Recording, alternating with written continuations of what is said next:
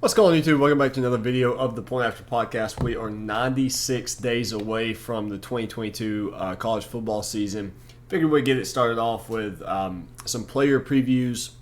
We're going to have team previews coming on down the road. You're going to see a lot of these teams on there. You're going to see Wake Forest. You're going to see NC State. You're going to see Tennessee. Might see Kentucky. I don't think we're going to do one on Fresno State. But I wanted to highlight some of the top players to kind of look out for this year. So this week will be the quarterbacks. Next week will be the running backs. The week after will be wide receivers and tight ends. And then we will go to probably 1 week of defense, just all together collectively. And then after that, you're looking at nothing but team previews from late June into August 27th when Nebraska and Northwestern kick off the season in Dublin.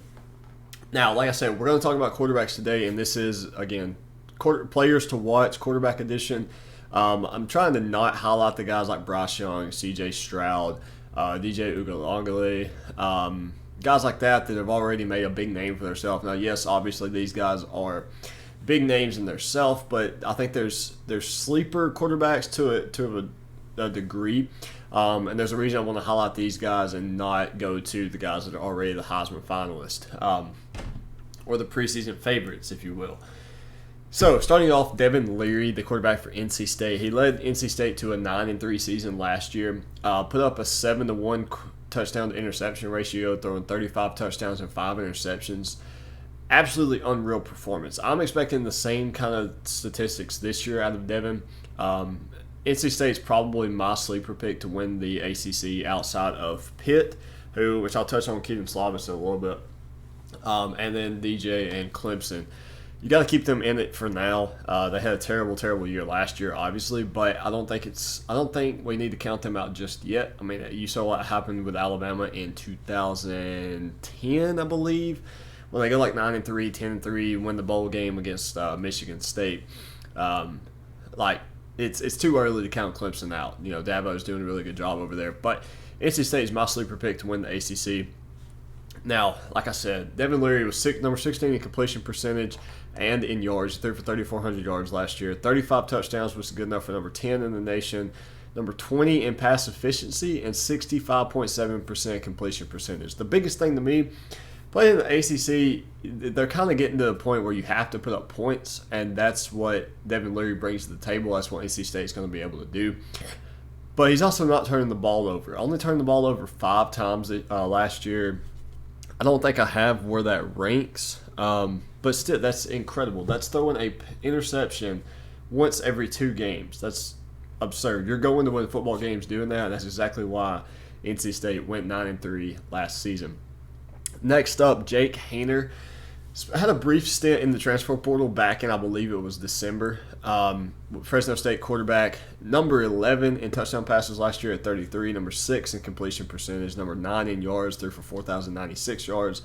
Number 6 in completions, number 18 in completion percentage, and number 8 overall in attempts. Threw the ball 490 times last season. I don't know if we'll get those same numbers this year, but this is a guy who's going to have his draft stock elevate by his performance. He's not a bad quarterback by any means, but he's a slept-on guy. And he's going to have to continue to put up these amazing numbers in order to have his draft stock rise and maybe go from a third round, fourth round quarterback up to maybe second or a late first, something like that.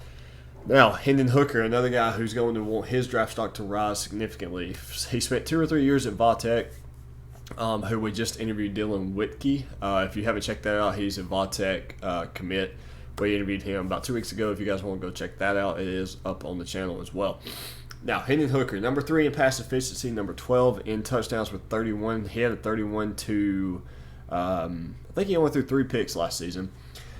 68% completion percentage is good for number 13 in the country. Threw for 2,900 yards and ran for 620 and 5 touchdowns. Again, Hendon Hooker is a guy who he's going to be the quarterback to get Tennessee on the right track. You got a new coach that came in last season. You go 7-5 in the regular season, but you have a loss to, who was it? SEC champion, ACC champion,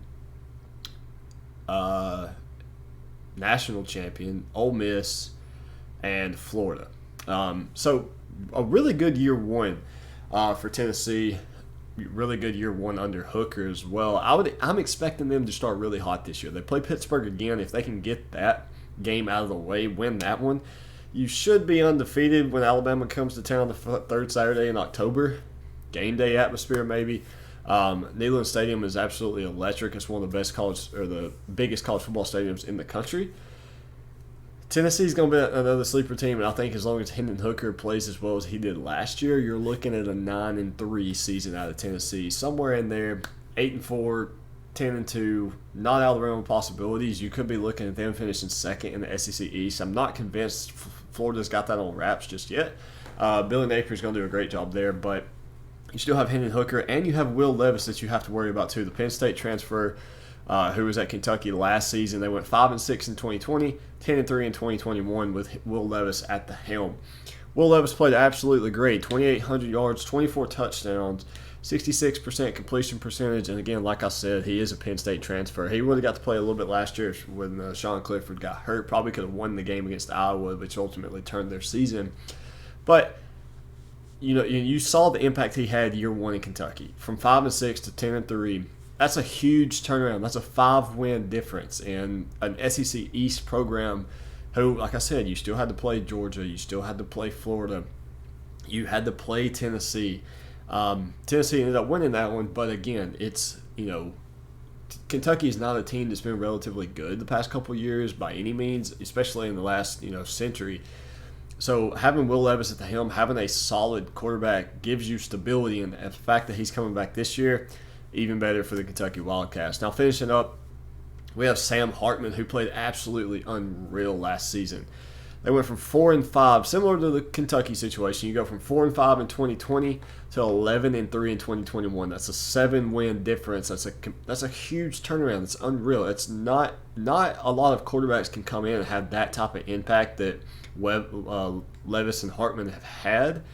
That's why these guys are not your big names, but they're good quarterbacks. They're outstanding quarterbacks that you need to keep an eye on.